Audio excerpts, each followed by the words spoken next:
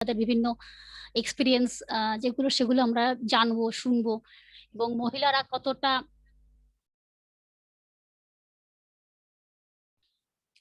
কতটা অগ্রসর হয়েছেন জীবনে, মানে পারিবারিক কাজকর্ম করার পরও কিভাবে তারা নিজেদেরকে আরো উন্নত করেছেন এই জগতে, মানে নেটওয়ার্কিং এর জগতেও তারা কতটা সাবলীল, কতটা সুন্দর এবং কতটা দক্ষতার সাথে কাজ করে চলেছেন, সেটা আজকে আমরা আমাদের যে আর ম্যাডামরা আছেন তাদের কাছ থেকে জানবো। তো তারা সবার আগে আমি ধন্যবাদ জানাই আমাদের টিসিসি স্যারকে, যার জন্য আজকে আমরা সব মহিলারা, স্যারেরা সবাই আজকে এক প্ল্যাটফর্মে এই একই বিষয় আরসিএম নিয়ে কথা বলছি, শেয়ার করছি নিজেদের অভিজ্ঞতার কথা। তো চলুন সবাই আগে একসাথে বলি জয় আরসিএম। তো আগে এগোই। স্যার সবাইকে ধন্যবাদ। এরপরে আমি ধন্যবাদ জানাবো আমাদের সবারই ফাদার লাইক প্রহ্লাদ স্যার মেঘবংশী রায়। তো প্রহ্লাদ স্যারকে একটা ধন্যবাদ জানাবো, প্রণাম জানাবো আমাদের মহিলাদের পক্ষ থেকেও এবং সবার পুরো আরসিএম পরিবারের পক্ষ থেকে, যে স্যার আমাদের মহিলাদেরকে নিয়ে এগোনোর কথা ভেবেছেন এবং একটা প্ল্যাটফর্মের কথা ভেবেছেন যেখানে আমরা সব মহিলারা একত্রে একসাথে নিজেদের অনুভব শেয়ার করতে পারি, নিজেদেরকে তুলে ধরতে পারি, নিজেদের মধ্যে যে জড়তা আছে যেটা অনেক সময় স্টেজে আমরা সুযোগ পাই না, সেই সুযোগটা স্যার এখানে আমাদের সবাইকে করে দিয়েছেন, সবাই সবার অনুভব শেয়ার করতে পারে। তো আর ধন্যবাদ জানাবো আমাদের দেবকুমার স্যারকে, ধন্যবাদ জানাবো উত্তম স্যারকে, ধন্যবাদ জানাবো তাপস স্যারকে, ধন্যবাদ জানাবো আমাদের সব থেকে এখন যিনি আমাদের সাথে সহযোগিতা করছেন নীলকমল ঘোষ স্যারকে। তো সবার জন্য একটা জোরদার তালি, সবার জন্য একটা আন্তরিক অভিনন্দন দিয়ে শুরু করছি। আমরা আজকে প্রথম যাকে নিয়ে শুরু করব তিনি একজন স্টুডেন্ট এবং খুবই অল্প বয়সী একজন মেয়ে। যেমন মহিলারা দেখিয়ে দিয়েছেন যে তারা ঘর সংসারের কাজ করার পরেও আরসিএম করছেন, আরসিএম এ সফল হয়েছেন এবং আরসিএম এর এই প্ল্যাটফর্মে নিজেদের যোগ্যতা প্রমাণ করেছেন। তো সেইভাবে একজন স্টুডেন্ট সেও আজকে দেখিয়ে দিল যে সে কতটা উপযুক্ত এবং সে কতটা যোগ্য এই প্ল্যাটফর্মের জন্য, এবং আরসিএম সবাইকেই দুই হাত বাড়িয়ে স্বাগত জানাচ্ছে। তো আজকে আমরা ডেকে নেব আমাদের প্ল্যান শো করার জন্য বর্ণালী মজুমদারকে, যে একজন রয়্যালটি অ্যাচিভার এবং খুব অল্প বয়সে সে আমাদের কাছে একটা মানে মিসালের মতন, যে আমাদের কাছে উদাহরণ হতে পারে, তাকে দেখে সবাই এটা শিখতে পারে যে পড়াশোনার সাথে সাথে আমরা রয়্যালটিও অ্যাচিভ করতে পারি এবং খুব সহজেই অ্যাচিভ করতে পারি।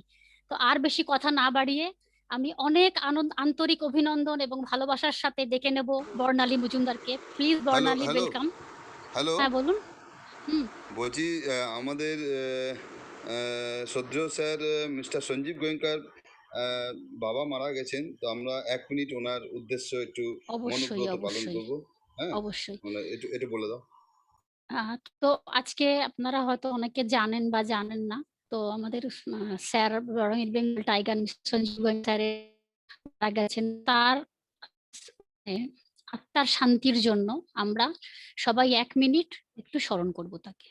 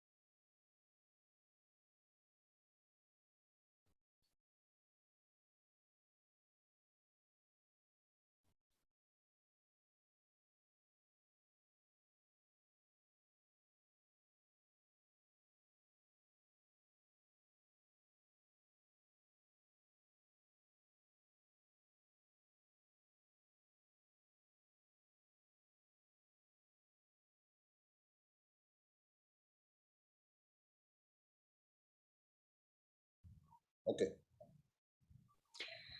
চলুন আমরা সবাই মিলে চাই এবং প্রার্থনা করব স্যারের বাবা যেখানেই থাকুক যেন ভালো থাকেন, শান্তিতে থাকেন। এটা বলে আমি আমার অনুষ্ঠানটাকে আগে এগিয়ে নিয়ে যাব।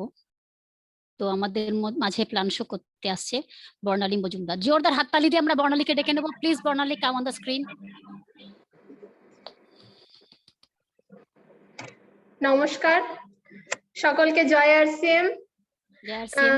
আমি খুব এক্সাইটেড, কারণ সত্যি বলতে এইভাবে এখানে প্ল্যান শো করার সুযোগটা আমি পেয়েছি আর সত্যি বলতে খুব গর্ববোধ হয়, কারণ এটা এমনই একটা সিস্টেম যেখানে এটা মনে হয় না বা এটা দেখা হয় না যে বয়স কত, কে কি করছে, কি মানে তার আশয় বিষয় বা কি তার পাস্ট রয়েছে, তারপরে গিয়ে আমাদের এখানে সবাইকে সমানভাবে সেই সুযোগটা দেওয়া হয়েছে।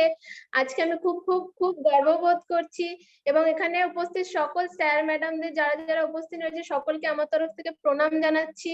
এবং আমাকে আজকে এখানে যিনি সুযোগ করে দিয়েছেন বা যারা সুযোগ করে দিয়েছেন মার্কেটিং প্ল্যান শো করে দেওয়ার জন্য, তাদেরকে অনেক অনেক ধন্যবাদ। এবং আমি আমাদের মার্কেটিং প্ল্যান, আমাদের আন বান বলে যে মার্কেটিং প্ল্যান হচ্ছে আমাদের আন বান শান, আমাদের মার্কেটিং প্ল্যান। তো সেই মার্কেটিং প্ল্যান শো করার সুযোগ আমি আজকে পেয়েছি। তো আমি স্ক্রিন শেয়ারের মাধ্যমে আপনাদেরকে দেখিয়ে দেব এই দমদার বিজনেসের মার্কেটিং প্ল্যানটা ঠিক কি রয়েছে। তো আমরা সকলে স্ক্রিনে নজর রাখবো যে কি রয়েছে আমাদের এই মার্কেটিং প্ল্যান।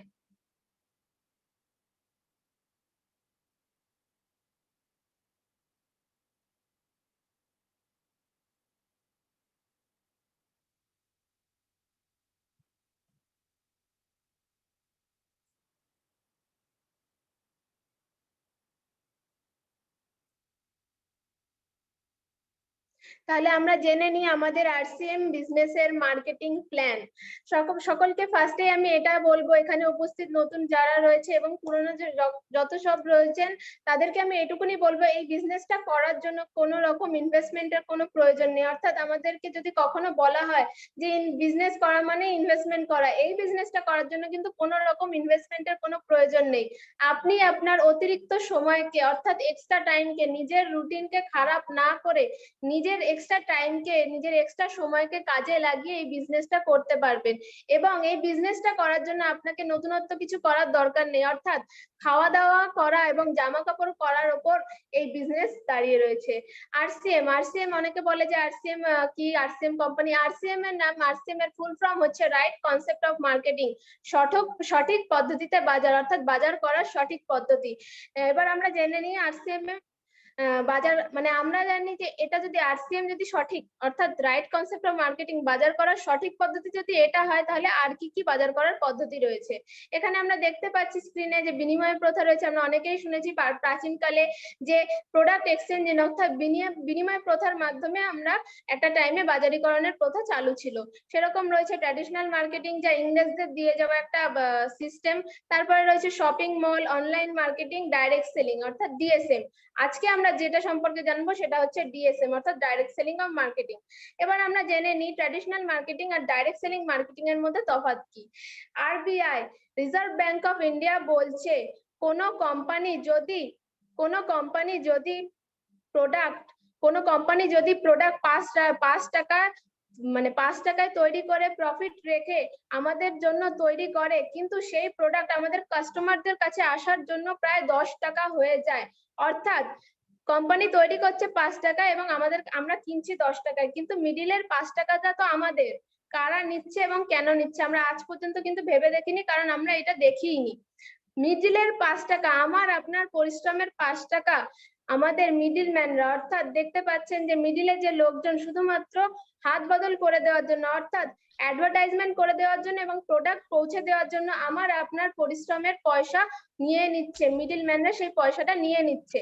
এবার আমরা সেভাবে দেখতে গেলে আমাদের জীবনের অর্ধেক সময় বা আমাদের বাবা মারা আমাদের জীবনে যে অর্ধেক সময় ইনকাম করেছেন, সেই ইনকামের 50%ই এই সিস্টেমের মাধ্যমে চলে যাচ্ছে এদের কাছে। এবার আপনারা ভেবে দেখুন যে এই টাকাটা যদি কোনো মতে আমাদের কাছে ফেরত চলে আসতে পারে তাহলে কি হতে পারে। অবশ্যই সেটাও ফেরত আসতে পারে। অর্থাৎ কোম্পানি 5 টাকা প্রফিট রেখে প্রোডাক্ট তৈরি করবে, আমরা কাস্টমাররা 10 টাকায় কিনবো। কোম্পানি বলছে আমি ডাইরেক্ট প্রোডাক্ট কাস্টমারের কাছে পৌঁছে দেব এবং আমি প্রোডাক্ট তৈরি করব। কাস্টমারকে বলছে যে অ্যাডভার্টাইজমেন্ট করতে হবে, পারচেজ করতে হবে, সেল করতে হবে। অর্থাৎ 50-50 কাজ যদি ভাগ করে নেওয়ার মাধ্যমে মিডিলের 5 টাকা যদি আমি আপনি ফেরত পেতে পারি তাহলে কেমন হয়? অবশ্যই ভালো হয়। অর্থাৎ আমরা দেখতে পাচ্ছি যে এটাকেই বলে রাইট কনসেপ্ট অফ মার্কেটিং।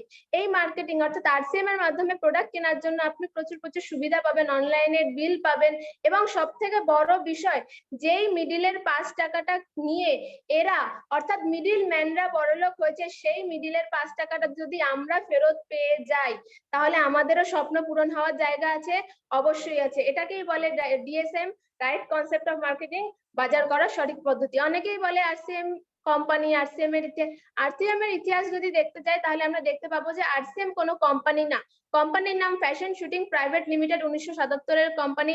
কোম্পানির হেডকোয়ার্টার হচ্ছে ভিলওয়ারা। আমরা অনেকেই ভিলওয়ারাকে জানি টেক্সটাইল সিটি হিসেবে প্রসিদ্ধ, এবং 2000 সালে অগস্টে রাজস্থানের এই fashion shooting private limited company RCM brand নিয়ে এই ডিএসএম পদ্ধতি অর্থাৎ ডাইরেক্ট সেলিং পদ্ধতি স্টার্ট করেছে। আরসিএম এর একটা কথা ভেবে দেখুন, আজকে আমরা যেখানে দাঁড়িয়ে রয়েছি, অর্থাৎ আরসিএম অগস্ট 2000 সালে একজন ডিস্ট্রিবিউটার, একটা প্রোডাক্ট, একটা বিতরণ কেন্দ্র দিয়ে স্টার্ট হয়েছিল। আজ 2021-এ দাঁড়িয়ে প্রায় আমার আপনার মতন 2 কোটি বেশি ডিস্ট্রিবিউটার রয়েছে, হাজারের ওপর প্রোডাক্ট রয়েছে, এবং প্রায় 11,000-এর ওপর বিতরণ কেন্দ্র রয়েছে। আরসিএম এর সকাল থেকে রাত পর্যন্ত ব্যবহার করার প্রচুর প্রোডাক্ট রয়েছে। বেশিরভাগ প্রোডাক্ট যা আমাদের এসেনশিয়াল, প্রত্যেক দিন, প্রতি মাসে, প্রতিনিয়ত ব্যবহার করতে হবে। এবং সব থেকে বড় বিষয়, ভারতবর্ষের কোনায় কোনায় আরসিএম এর এই দোকান পৌঁছে রয়েছে, অর্থাৎ যেখানে টাটা বিড়লাও পৌঁছাতে পারেনি সেখানে আরসিএম বিজনেস পৌঁছে গেছে শুধুমাত্র এত সুন্দর একটা সিস্টেম হওয়ার কারণে। এবার আপনারা মনে করতে পারেন যে আরসিএম এর সাথে যুক্ত হতে গেলে আমাদের কি কি করতে হবে? অবশ্যই অ্যাপ্লিকেশন সাবমিট করতে হবে, অর্থাৎ যে কোনো কাজ করতে গেলে, কলেজে যদি আমরা ভর্তি হতে যাই কিংবা যে কোনো জায়গায় ভর্তি হতে গেলে আমাদের অ্যাপ্লিকেশন, এমনকি করোনার ভ্যাকসিন নেওয়ার জন্য কিন্তু আমাদের সেই অ্যাপ্লিকেশন ফর্ম ফিল আপ করতে হয়। সেরকমই আরসিএম এর সাথে যুক্ত হতে গেলে আমাদের www.rcmbusiness.com এ গিয়ে আমাদের কিছু প্রয়োজনীয় নথিপত্র যেমন ছবি, পরিচয়পত্র, ব্যাংকের বিবরণ, নমিনির নাম, বয়স, প্যান কার্ড এখনই দেওয়া যাবে কিংবা পরেও দেওয়া যাবে, কিন্তু প্যান কার্ড দিতে হবে। অর্থাৎ আমরা কিছু নথিপত্র যদি জমা করে দিই তাহলে আমরা আমাদের একটা ইউনিক আইডি নাম্বার পাবো। ইউনিক আইডি নাম্বার, যেই আইডি নাম্বারটা শুধু আমাদের থাকবে। ইউনিক এই কারণে বলা হচ্ছে, যেরকম আমাদের মোবাইল নাম্বার ইউনিক নাম্বার, একা আমারই থাকবে, একা আপনারই থাকবে, সেরকমই এই আইডি নাম্বারটাও একা আপনারই থাকবে সারা ভারতবর্ষে। এবং ভারতবর্ষের যে কোনো আরসিএম এর দোকানে গিয়ে এই ইউনিক নাম্বার অর্থাৎ ইউনিক আইডি নাম্বারের মাধ্যমে আপনি কিন্তু প্রোডাক্ট কিনতে পারবেন সেম দামে। এবার আপনাকে বলে দিই যে আইডি করতে গেলে, অর্থাৎ আইডি কে অ্যাক্টিভ করতে গেলে, আগেই বলে দিই, আরসিএম এ আইডি করতে গেলে কোনো পয়সা আপনি আমাকে দিচ্ছেন না, কাউকে দিচ্ছেন না। আপনার যে কোনো দোকানে, অর্থাৎ আরসিএম এর যে কোনো দোকানে গিয়ে আপনি 2 থেকে 2,500 টাকার প্রোডাক্ট কিনে আইডিটাকে অ্যাক্টিভ করবেন। অর্থাৎ যেরকম মোবাইলে সিম তোলার পর আমাদের রিচার্জ করতে হয় ওটাকে অ্যাক্টিভেট করার জন্য, সেরকমই অ্যাপ্লিকেশন অর্থাৎ আরসিএম এর সাথে যুক্ত হয়ে আইডিটাকে অ্যাক্টিভেট করতে গেলে আপনাকে কিছু প্রোডাক্ট কিনতে হবে। এবং আরসিএম এর প্রত্যেকটা প্রোডাক্ট আমি এটুকুনি বলতে পারি, আমি নিজে ব্যবহার করি, আমাদের বাড়িতে ব্যবহার, এবং প্রচুর লাভবান প্রোডাক্ট। এই প্রোডাক্ট গুলো ব্যবহার করে আমরা সকলে সুস্থ থাকবো, ভালো থাকবো। তো আরসিএম এর থেকে প্রোডাক্ট কিনতে গেলে আমাদের যা যা সুবিধা আমরা পাই সেটা হচ্ছে যে ভালো স্বাস্থ্য পাই, ইনকাম করার জায়গা পাই, সিকিউরিটি পাই, এবং সম্মান ও ভালোবাসা পাই। এবার আরসিএম এর আমি পুরো মার্কেটিং প্ল্যানটা আপনাদের সামনে তুলে ধরেছি। এখানে উপস্থিত সকল স্যার ম্যাডাম যারা যারা রয়েছেন এবং যাদের মাধ্যমে আমি মার্কেটিং প্ল্যানটা শো করার সুযোগ পেয়েছি তাদেরকে অনেক অনেক ধন্যবাদ জানাই আমাকে এই সুযোগটা করে দেওয়ার জন্য। এবং আমরা মহিলারা যে কিভাবে এই বিজনেসটাতে এগোতে পারি আমরা পরবর্তীতে আরো ম্যাডামদের কাছ থেকে সেটা শুনে নেব। এবং আমি নিজেও খুব এক্সাইটেড ম্যাডামদের কাছ থেকে শোনার জন্য যে কিভাবে আমরা মেয়েরা আরসিএম বিজনেসের মাধ্যমে সারা ভারতবর্ষে আমাদের প্রচুর মেয়েদের বাড়িতে আরসিএম বিজনেসকে পৌঁছে দিতে পারবো। তো থ্যাংক ইউ সকলকে। জয় আরসিএম। জয় আরসিএম। Thank you Barnali. তুমি যে মার্কেটিং প্ল্যানটা আমাদের সঙ্গে শেয়ার করলে তার জন্য অনেক অনেক ধন্যবাদ। অনেকেই আশা করি যাদের কোনো সংশয় ছিল মার্কেটিং প্ল্যান নিয়ে, আশা করি সবাই সেটা বুঝতে পেরেছেন এবং নিজের মতো করে সেটাকে নিজেদের জীবনে কাজে লাগাবেন এবং সফলতার দিকে ছোট ছোট পা করে এগিয়ে যাবেন। তো মার্কেটিং প্ল্যান আমাদের সত্যিকারেরই আন বান শান, সেটা আমরা সবাই জানি, এবং মার্কেটিং প্ল্যানের উপরেই কিন্তু আরসিএম এর পুরো বিজনেস ক্যারিয়ার সবকিছু দাঁড়িয়ে আছে। তো এই অসাধারণ প্ল্যানটা শেয়ার করার জন্য, আমাদের সাথে তার অভিজ্ঞতাগুলো জানানোর জন্য বর্ণালীকে আরেকবার অসংখ্য অসংখ্য ধন্যবাদ। তো আমরা আগে গিয়ে যাবো। আমাদের নেক্সট স্লট হচ্ছে প্রোডাক্ট নলেজ এবং রেসিপি শেয়ার। তো প্রোডাক্ট নিয়ে আমার সাথে আজকে আছেন আমাদের আগের দিন ম্যাডাম, উনি কিছু লাইফ শেয়ার করেছিলেন, লাইফের এক্সপিরিয়েন্স শেয়ার করেছিলেন, যেটা ভয়ঙ্কর, মানে ভালোও বলবো আবার ভীষণ একটা সাংঘাতিক এক্সপিরিয়েন্স, আমি খুব কম শুনেছি। উনি ওনার মনের জোর দিয়ে অনেকটা রাস্তা মানে এগিয়ে গেছেন এবং অনেক সমস্যাকে জয় করেছেন। ম্যাডামকে আজকে আবার আমাদের মাঝখানে পেয়েছি, ম্যাডাম মৌসুমী চক্রবর্তী। তো ম্যাডামকে আমি আন্তরিকতার সাথে ওয়েলকাম করতে চাই। ম্যাম প্লিজ আপনি আমাদের কিছু নলেজ শেয়ার করুন এবং কি রেসিপি আপনি আমাদেরকে জানাতে চান, যে রেসিপিটা জানলে আমরা বাড়িতে প্রত্যেকেই ঘরোনি, তো প্রত্যেকেই সেটাকে আমরা আমাদের পরিবারের সবাইকে করে খাওয়াতেও পারবো এবং সেটা হয়তো আমাদের কাজে লাগবে। তো প্লিজ ওয়েলকাম মৌসুমী চক্রবর্তী। জয় আরসিএম। জয় আরসিএম ম্যাম। উপস্থিত নতুন বন্ধুরা এবং পুরনো বন্ধুরা প্রত্যেককে জয় আরসিএম। এবং আমার সমস্ত স্যার যাদের জন্য আজকে আমরা এই প্ল্যাটফর্মটা পেয়েছি, আমরা সামনের দিকে এগিয়ে যাওয়ার যে স্বাধীনতাটুকু পেয়েছি, তার জন্য অনেক ধন্যবাদ স্যার। জয় আরসিএম। প্রথমে জানাই আমাদের স্যার প্রহ্লাদ স্যারকে, স্যার জয় RCM sir, sir Sanjeev Goenka sir এবং আমাদের দেবকুমার স্যার, এবং যার জন্য আমি উত্তম চক্রবর্তী স্যারকেও আমার প্রণাম এবং জয় আরসিএম। তা আজকে আমি যে প্রোডাক্টটা সম্পর্কে বলবো সরাসরি সেটাই চলে যাই। আমি সাথে নিয়েই বসেছি প্রোটিস প্লাস। তা আমাদের তো প্রথমে বলতে পারি প্রোটিস তো সাথে ছিলই, প্লাস কেন, প্লাসটা কেন সেটাই আমি বলছি। প্রোটিস প্লাসে দেখুন রয়েছে B12। B12 কি করে? শরীরে যেসব নর্মাল নিউট্রিশন ফাংশন রয়েছে তাদেরকে ঠিকভাবে চালাতে কিন্তু এই B12 সাহায্য করে। আমাদের শরীরে যে রক্ত সঞ্চালনা হয় সেটাকেও স্বাভাবিক রাখতে B12 সাহায্য করে। দেখুন তারপরে রয়েছে কিন্তু D3। D3 কি করে? D3 আমাদের শরীরের বোনসকে, অর্থাৎ শরীরে যেসব হাড় রয়েছে তাদেরকে শক্ত করে, মজবুত করে। এরপরে রয়েছে দেখুন, দেখা যাচ্ছে জিঙ্ক রয়েছে। জিঙ্ক দেখবেন আমাদের ইমিউন সিস্টেমকে হেলদি করতে সাহায্য করে। আয়রন, তারপরে আছে আয়রন। আয়রন হচ্ছে আমাদের যে মানে অ্যানিমিয়া যে টেন্ডেন্সি হয় তার সঙ্গে ফাইট করতে সাহায্য করে, অর্থাৎ আমাদের শরীরের রক্তাল্পতার প্রবণতাটাকে দূর করতে সাহায্য করে। এবং তারপরে দেখুন দেওয়া আছে ফলিক অ্যাসিড। এই ফলিক অ্যাসিড কিন্তু important for foetal development and blood ফর্মেশনের জন্য। এবার তার সাথে দেখুন রয়েছে হাই ফাইবার রয়েছে। এই ফাইবারটা কি করে? এই ফাইবার কিন্তু মানে আমাদের সুস্থ থাকার কিন্তু একটা বিশেষ চাবিকাঠি। ফাইবার আমাদের হজম শক্তি বাড়ায়, আমাদের যে পাচন ক্রিয়াটা আছে সেটাকে সুস্থ রাখতে সাহায্য করে। এবার আমাদের যদি হজম না হয় সেক্ষেত্রে আমরা প্রত্যেকের মধ্যেই হয়তো কোনো না কোনো সময় এরকম সমস্যা এসছে বা অনেকের এখনো আছে। এবার সেটা কাটিয়ে উঠতে কিন্তু ফাইবার হেল্প করে। এবার আপনারা নিজেরাই দেখবেন অনেক সময় আমাদের গ্যাসের সমস্যা হয়, শুধু সেটাই না, আর একটা শুনতে খুব বাজে লাগে, পটিরও একটা সমস্যা হয়। এগুলো কিন্তু দূর করতে কিন্তু ফাইবার আমাদের খুব হেল্প করে। সেই জন্যই আমাদের এই প্লাস হয়ে গেছে, প্রোটিনের সঙ্গে প্রোটিস প্লাস হয়ে গেছে। তাই আজকে আমি আরো কটা কথা বলি। এই যে এগুলো বললাম, জিঙ্ক বললাম, D3 বললাম, ভিটামিন B12 বললাম। আপনারা যদি দেখেন যে আপনাদের আশেপাশে যেসব করোনা পেশেন্ট আছেন বা ছিলেন তাদের যদি প্রেসক্রিপশনটা একটু দেখতে পারেন তাহলে দেখবেন ডাক্তাররা তাদের অ্যাকচুয়ালি কি দিয়েছে, মেডিসিন কি দিয়েছে।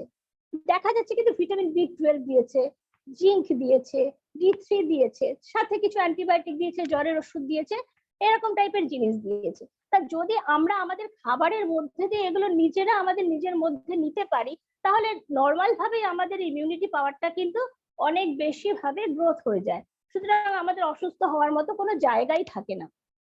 তা যদি আমরা আমাদের প্রত্যেক মাসে যেভাবে আমরা খাই, প্রত্যেক সপ্তাহ ভাবে যদি চিন্তা করি, একটু রুটিনের মধ্যে আমাদের গুড ডটের এমন কিছু মানে প্রোডাক্ট রয়েছে, প্রোটিস রয়েছে, প্রোটিস প্লাস রয়েছে, কিনওয়া রয়েছে, এইসব জিনিসগুলোকে যদি আমরা প্রত্যেক সপ্তাহে পার্ট করে নিয়ে এক একদিন এক একটা আইটেমটা নিতে পারলাম তাহলে কিন্তু আমরা প্রোটিন, ফাইবার এসব বাকি যেগুলো B12, জিঙ্ক, আয়রন, D3 এগুলো সব আমরা আমাদের মধ্যে নিতে পারি।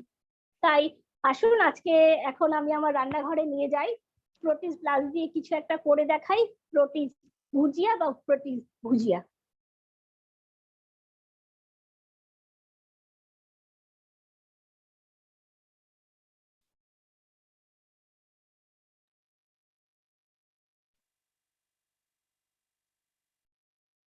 বিকেল হলেই মনটা কেমন একটু খাই খাই খাই খাই করে। তা এখন করোনার জন্য বাইরের তো কিছু খাবার খাওয়া যাবে না, কারণ মনের মধ্যে একটা আতঙ্ক, বাইরে গেলেই কিছু হবে। তাই চিন্তা করলাম ঘরেই থাকি, ঘরেই কিছু করে খাই। তার সঙ্গে যখন আছে গুড ডটের এই প্রোটিস প্লাস, তাহলে তো কোনো চিন্তা নেই। এটা দিয়ে অনেক কিছুই করা যায়। আজকে সেই অনেক কিছুর মধ্যে একটা বিশেষ একটা আইটেম আমি করে দেখাবো। প্রোটিস প্লাস দিয়ে আজকে আমি করব প্রোটিস ভুর্জিয়া, বা আপনি ভুজিয়াও বলতে পারেন। তাহলে বন্ধু আসছি রান্নায়। তার আগে বলে নি, এতে প্রচুর পরিমাণে ফাইবার আছে, যেটা আমাদের শরীরের জন্য খুব উপকারী, আমাদের খাদ্যকে, পাচন ক্রিয়াকে সরল করতে সহযোগিতা করে। খুব সহজেই সব খাবার হজম হয়ে যায়। এটা নিয়ে বিভিন্ন প্রকার রান্না করা যায়। আজকে করি প্রোটিস ভুজিয়া। ফ্রাইং প্যানটা আমি বসালাম, যতক্ষণ গরম হয় আমি কিছু কথা বলে নিই। প্যাকেট খোলার পরে প্রোটিস প্লাস দেখতে থাকে এরকম থাকে। এটাকে জলে, একটু গরম জলে 1 মিনিট মতো একটু ভাপ দিয়ে নিয়ে জলটা ফেলে দিতে হয়। এবার ফেলে দেওয়ার পরে আমি কাজটা কিছুটা এগিয়ে রেখেছি, এইভাবেও করা যায়, কিন্তু আমি এটাকে মিক্সিতে দিয়ে দেখুন একটু গ্রেট করে নিয়েছি, এরকম করে নিয়েছি মিক্সিতে দিয়ে। এটাকে দিয়েই আমি করব রান্নাটা। এবার কি কি উপকরণ লাগবে আমি সে কথায় আসি। আমি একটু কারি পাতা নিয়ে নিয়েছি। আমরা রান্নার সময় নর্মালি একটা ফোড়ন দিই, সেই হিসাবে আমি একটা কারি পাতা নিয়েছি, কিছুটা কারি পাতা নিয়েছি।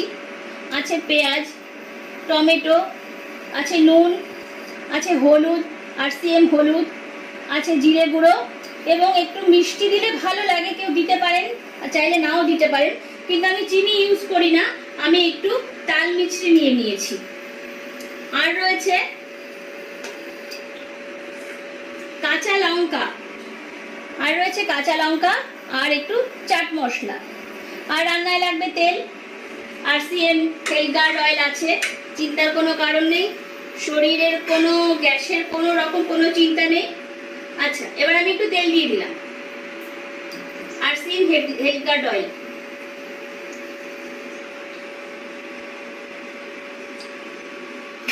প্রথমে আমি কারি পাতা দিয়ে দিচ্ছি। কারি পাতা দিয়ে একটু সাবধান, কারণ এটা একটু ছিটে যায়। এবার দিলাম পেঁয়াজ। এবার আমি পরপর সবকটা উপকরণ দিতে থাকবো। আমি 2টো বড় পেঁয়াজ কেটে নিয়েছি, আপনারা চাইলে আরো একটু দিতে পারেন, তাতে স্বাদ বাড়বে।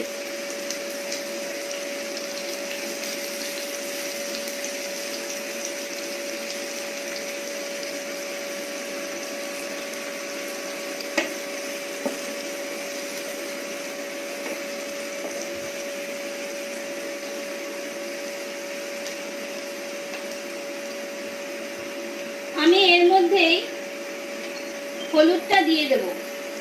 এবার আমি হলুদটা দিয়ে দেব, 1/2 টিস্পুন হলুদ নিয়েছি আমি, দিয়ে দিলাম।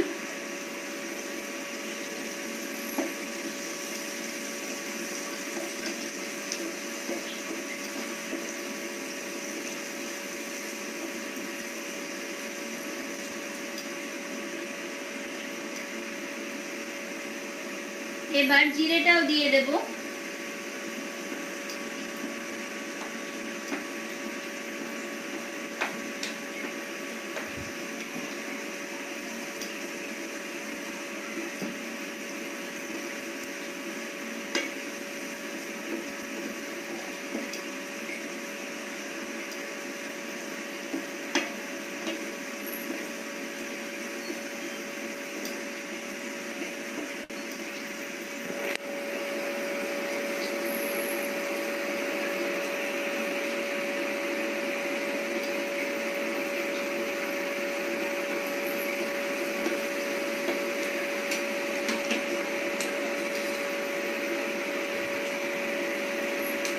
লঙ্কাটা দিইনি, লঙ্কাটা দিয়ে দিচ্ছি।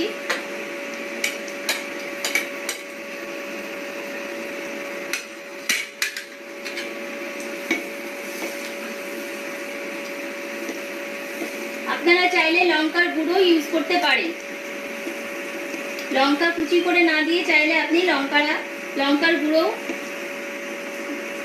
লাল লঙ্কার গুঁড়ো ইউজ করতে পারেন। এই পর্যায়ে এসে আমি আমার এই টমেটোগুলো দিয়ে দিচ্ছি। একটা বড় টমেটো নিয়েছি।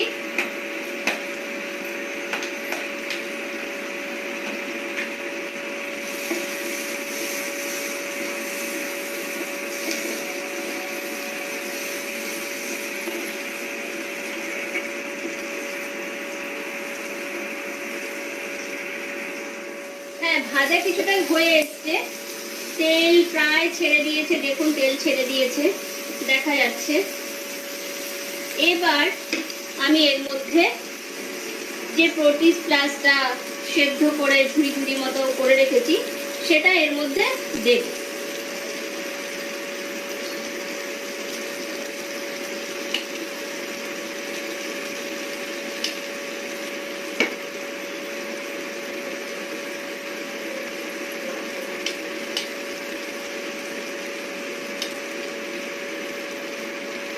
পুরোটাই দিয়ে দিলাম।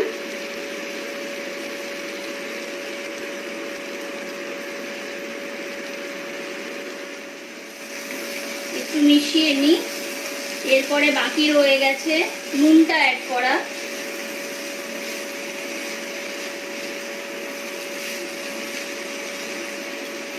এরপরে আমি এর সাথে নুনটা অ্যাড করব। প্রয়োজন অনুযায়ী নুনটা দিতে হবে।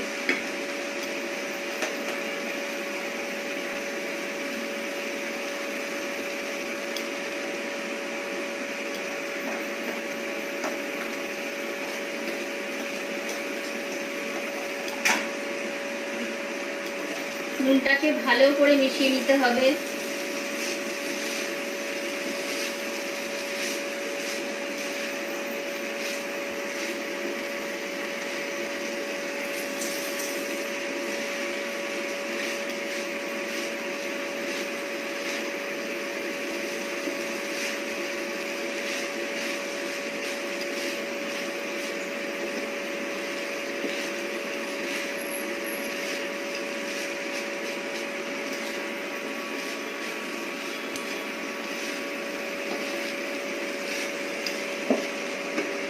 এবার এর মধ্যে আমি যে তাল মিষ্টিটা রেখেছিলাম সেটা অ্যাড করব।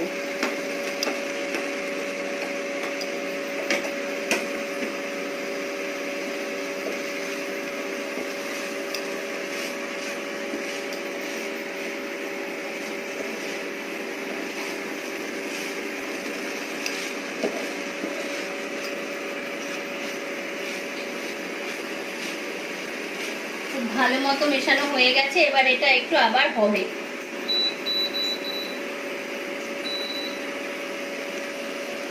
এবার দেব ধনেপাতা,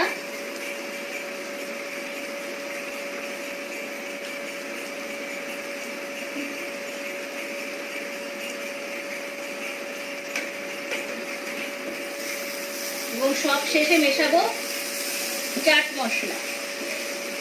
এবার দিয়ে দিচ্ছি চাট মশলাটা।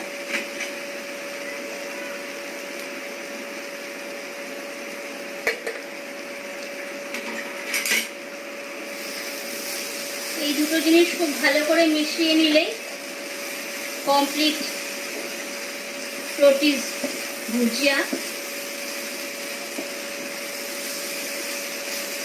খেতে কিন্তু দারুণ লাগে বন্ধুরা, একবার বাড়িতে ট্রাই অবশ্যই করবেন।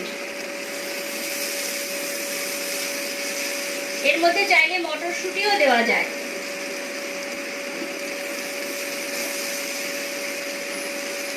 কমপ্লিট হলো বন্ধু আমার প্রোটিস ভুজিয়া। এবার এটাকে তুলে নিলেই হয়ে যায়।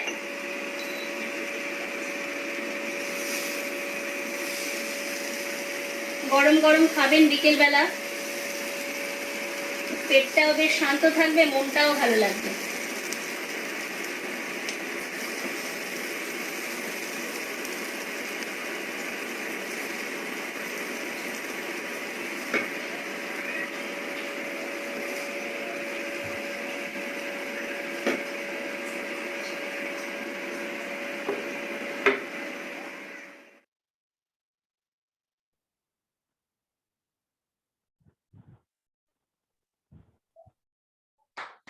পেলেন, রুটি প্লাস ভুজিয়া, এটা দিয়ে আরো অনেক কিছুই করা যায়, অনেক কিছুই করা যায়। তার মধ্যে আজকে হলো এই একটা জিনিস, ভবিষ্যতে সুযোগ পেলে আরো অনেক কিছু নিয়ে আসবো, আপনারা ট্রাই করবেন, অবশ্যই ভালো লাগবে। Thank you ma'am. মৌসুমী ম্যামকে অনেক অনেক ধন্যবাদ। আজকে আমাদেরকে দারুণ একটা বিকেলের রেসিপি উনি জানালেন, যেটা আমরা বিকেল বেলা যখন বসে থাকি বাইরের, অনেকেই আছেন যে বাইরের জিনিস খান, সেটা না খেয়ে যদি এটা চটপট বাড়িয়ে নিতে পারেন, তাহলে আমার মনে হয় অনেকের জন্য হেলদিও হবে, টেস্টিও হবে এবং শরীরও খারাপ করবে না। কারণ এখন করোনার সময় বাইরের খাওয়াটা মোটেও ঠিক কাজ নয়, আর হাইজিনিকও নয় 100%। তো ম্যাম আমাদেরকে আজকে যে রেসিপিটা দিলেন সত্যি ইউনিক রেসিপি এবং ভীষণ ভালো লাগলো। তো ম্যামের বাড়ি একদিন বিকেল বেলা যাবো একদম। এই রেসিপিটাকে খাওয়ার জন্য, সামনে থেকে আরেকবার দেখে নেবো কিরকম করে ম্যাম বানালেন। তো thank you ma'am, thank you once again. আপনি যখনই আসেন তখনই নতুন নতুন কিছু অভিজ্ঞতাই শেয়ার করেন, কি রেসিপি শেয়ার করেন। That was excellent and unique. Thank you ma'am. তো আমরা আগে এগিয়ে যাব, নতুন পদক্ষেপ নেব, নতুন জীবনে কিছু রেজলিউশন নেব, নতুন করে ভাববো, নিজেদের টার্গেট সেট করব। তার মধ্যে বিকেলের এই জলখাবারে ঘরের ঘরোয়া জিনিস, আমাদের আরসিএম এর 100% প্রোডাক্ট ইউজ করার রেজলিউশনটাও থাকা চাই, যে আমরা যা খাবো, বিকেলে খাবো, সকালে খাবো, দুপুরে খাবো, সন্ধ্যেবেলার জলখাবারে খাবো, প্রত্যেকটা প্রোডাক্ট যেন আমাদের আরসিএম এর হয় এবং 100% বাড়ির তৈরি হয়, যাতে করে শরীর খারাপ না হয়। কারণ এখন করোনার সময় সুস্থ থাকাটা ভীষণ ভীষণ ভীষণ দরকার, হেলদি থাকাটাও দরকার। সেটা একমাত্র আরসিএম এর মানে হার্বাল প্রোডাক্ট এবং ভেজালহীন প্রোডাক্টটাই আমাদেরকে সেই সুযোগ সুবিধা দিতে পারে। তো চলুন, থ্যাংক ইউ ম্যামকে আরেকবার থ্যাংক ইউ জানিয়ে আমরা এগিয়ে যাব সামনের দিকে। আর একজন স্টুডেন্ট আমাদের সাথে আছেন, যিনি আজকে তার কিছু অভিজ্ঞতা শেয়ার করবেন। সে আজকে আমাদেরকে জানাবেন যে উইমেন্স এম্পাওয়ারমেন্ট কি, কিভাবে আমরা সেটাকে নিজেদের মধ্যে গ্রো করাতে পারি, নিজেদেরকে এম্পাওয়ার করতে পারি। তো সেই জিনিসটা জানার জন্য আমরা আজকে ডেকে নেব লাবণী নস্করকে। লাবণী অনেক কিছু জানার আছে এবং লাবণীর থেকে আমরাও এটাও জানবো যে কি করে আজকে স্টুডেন্ট থাকার পরেও ও বিভিন্ন রেসিপিও শেয়ার করছে, তারপরে উইমেন্স এম্পাওয়ারমেন্ট নিয়েও ভাবছে, পড়াশোনাও করছে।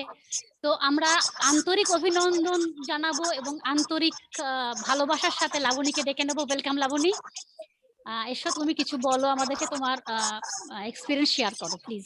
Thank you, ma'am. Thank you. Welcome. Good afternoon, everyone. জয় আরসিএম। প্রথমেই আমি আমার পরিচয় দিই। আমি লাবণী নস্কর, সাউথ 24 পরগনার ধামুয়াতে আমার বাড়ি। আমি একজন স্টুডেন্ট এবং এই স্টুডেন্ট হওয়ার পাশাপাশি এই আরসিএম বিজনেসটাকে আমি শেখার চেষ্টা করছি। তো প্রথমেই আমি সম্মান জানাই সেই সমস্ত গ্রেট পার্সোনালিটির পার্সনকে যারা আজ স্পেশাল ভাবে আমাদের লেডিসদের জন্য এত সুন্দর একটা প্ল্যাটফর্ম করে দিয়েছেন। Nilkamal sir, Prahlad sir, Tapan sir, Narayan sir, আমার upline mister Sudip Kumar Naskar, mister Debabrata De, সবাইকে আমার তরফ থেকে অনেক অনেক ধন্যবাদ। অনেক অনেক ধন্যবাদ। যেভাবে আপনারা আমাদের লেডিস টিমকে এগিয়ে দিচ্ছেন, সেভাবে আমাদেরকে সাপোর্ট করুন। তো আজ আমার যে টপিক, লেডিস এম্পাওয়ারমেন্ট, নারী সশক্তিকরণ নিয়ে।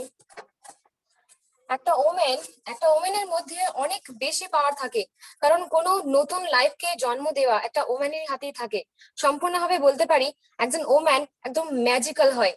কিন্তু বেশ কিছু দিনে দেখা যাচ্ছে যে সমাজে ওমেনদের কন্ডিশন অনেক বেশি খারাপ হয়ে যাচ্ছে, তাদের পাওয়ারকে আন্ডার এস্টিমেট করা হচ্ছে।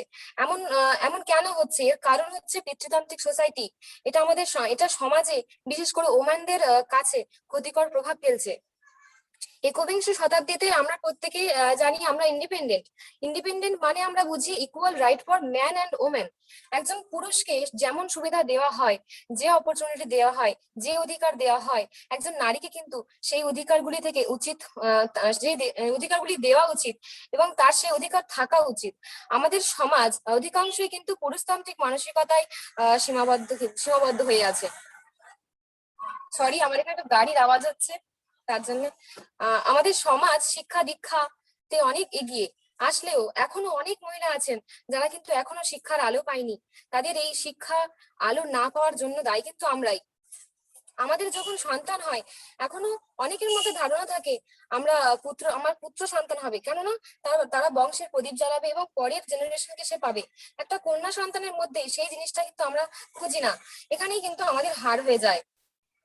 এখনো মানুষের মানসিকতায় পুরুষতান্ত্রিক সমাজের ছবি ফুটে ওঠে। আমাদের যখন একটা পুত্র সন্তান ও একটা কন্যা সন্তান হয় তখন দেখা যায় পুত্র সন্তানটিকে খেলতে বাইরে পাঠিয়ে দিচ্ছি, কিন্তু সেই কন্যা সন্তানকে কিন্তু ঘরে বন্দি করে রাখছি।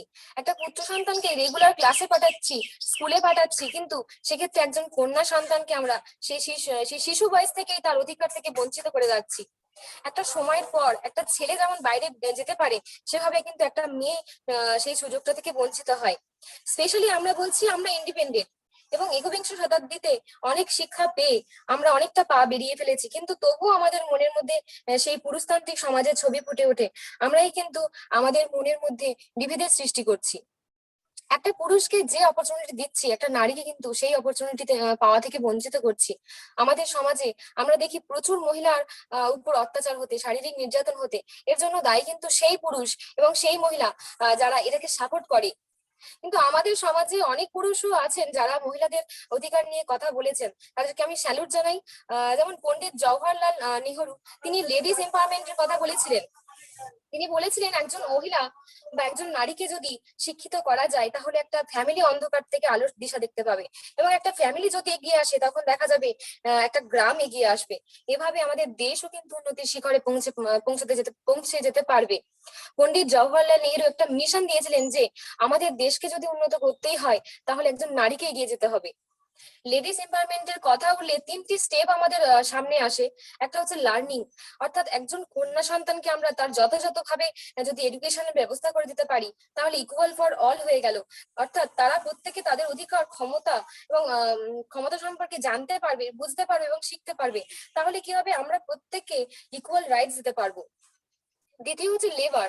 আমাদের সমাজে প্রচুর পুরুষ আছেন যাদেরকে প্রয়োগ করা হয়, যাদেরকে কাজ দেওয়া হয়, কিন্তু অনেক মহিলাকে কাজ দেওয়া হয় না। অনেক মহিলাকে আন্ডার এস্টিমেট করা হচ্ছে। সবার কাছে একটা দৃষ্টি রাখা উচিত যে একটা পুরুষ যদি তার শারীরিক ক্ষমতা প্রয়োগ করে তার কাজের জায়গায় তৈরি করতে সক্ষম হয়, তাহলে কিন্তু একজন নারীও কিন্তু শুধু শারীরিক নয়, সে মানসিক দিক দিয়েও অনেক অনেক স্ট্রং থাকে এবং তার কাজের জায়গাতে প্রতিষ্ঠিত হতে পারে, কিন্তু সেই সুযোগটাই তাদের দেওয়া হয় না। তৃতীয় হচ্ছে লিডারশিপ। এই সমাজে নারীদের জায়গা তৈরিতে লিডারশিপ গুরুত্বপূর্ণ ভূমিকা পালন করেছে। একজন নারীকে যদি লিডারশিপ দেওয়া হয় তাহলে শুধুমাত্র নারীরাই নয়, পুরো সমাজটাই এগিয়ে আসে।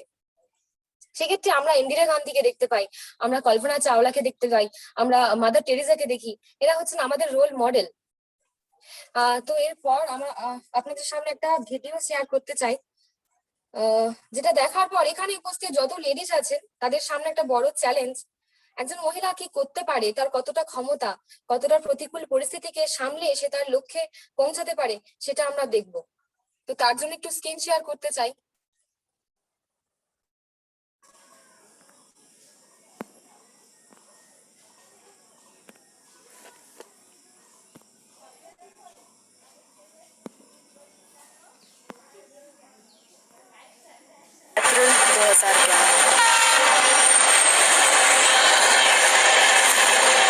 लखनऊ से दिल्ली जाती हुई ट्रेन के पटरी के किनारे एक नन्ही सी लड़की पाई गई।